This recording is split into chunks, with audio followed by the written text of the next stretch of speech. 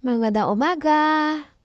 For today's video guys, ay magluluto ako ng aming ulam ngayong tanghalian. Ito guys ay pritong galunggong ang gagawin ko. Ayan, na prito ko na nga guys. At nilagyan ko na pala ito guys ng asin at paminta bago iprito. Ayan, mga ano lang to guys. 8 piraso ng galunggong. Ayan.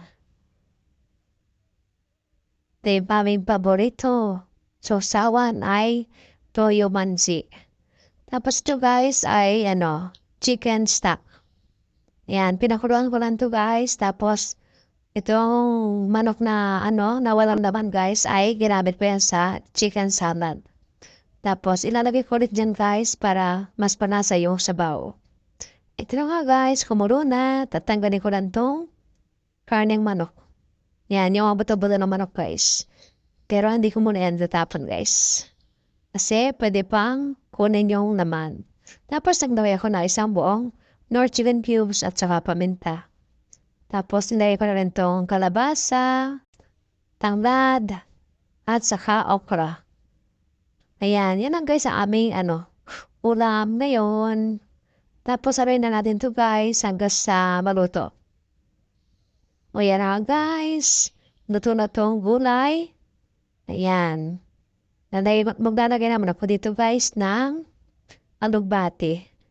Ayan, sarap na yung aming ulam for today. Ayan, pang alugbati guys ay napaka yan. Sarap, paborito namin yan. Mga ganyang lutong gulay. O, yan na guys. Ito na yung aming ulam. Maglalagay nga pala. Ang luto na to guys, maglalagay ako dito sa karning manok na boto-boto nitong sabaw na gulay. Ayan. Ito na yung aming tanghalian guys. At kain po tayo. Thanks for watching. Ayan, ito yung gulay na sabaw at saka pritong galunggong. God bless po and take care. Bye-bye!